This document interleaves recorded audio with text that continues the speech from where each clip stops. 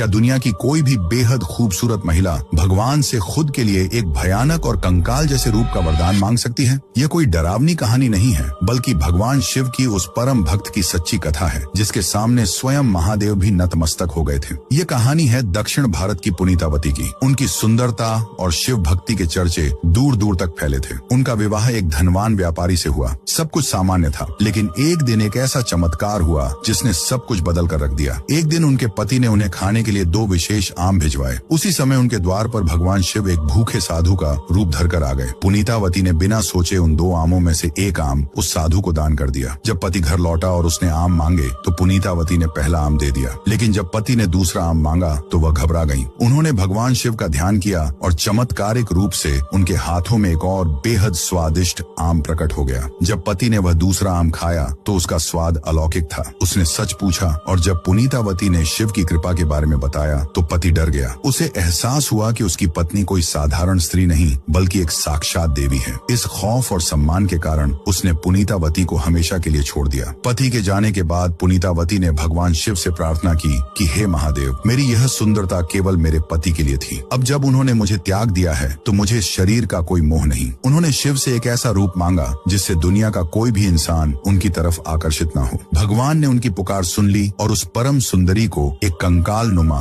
भयानक रूप दे दिया। इसी रूप में वह कहलाई कार्यकाल अम्मैयार। लेकिन उनकी भक्ति की पराकाष्ठा तो अभी बाकी थी। जब वह अपने शिव के दर्शन के लिए कैलाश पर्वत पहुंची तो उन्होंने सोचा कि जिस पवित्र भूमि पर महादेव के चरण पड़ते हैं वहां वह अपने पैर कैसे रख सकती हैं। इसीलिए कार्यकाल अम्मैयार ने अपने हाथों के बल उल्टे होकर कैलाश की पूरी चढ़ाई की। उनकी इस असीम भक्ति को देखकर स्वयं भगवान शिव अपने स्थान से उठ खड़े हुए, आगे बढ़कर उनका स्वागत किया और उन्हें पहली बार अम्मा यानी माँ कहकर पुकारा। आज भी तमिलनाडु के कार्यकाल में अम्मैयार का एक बेहद पवित्र और रहस्यमय मंदिर मौजूद है। जिस भक्त को स्वयं महादेव ने माँ का दर्जा दिया हो, उस कार्यकाल अम्मैयार और भगवान शिव के लिए कमेंट्स में हर हर महादेव जरूर लिखें।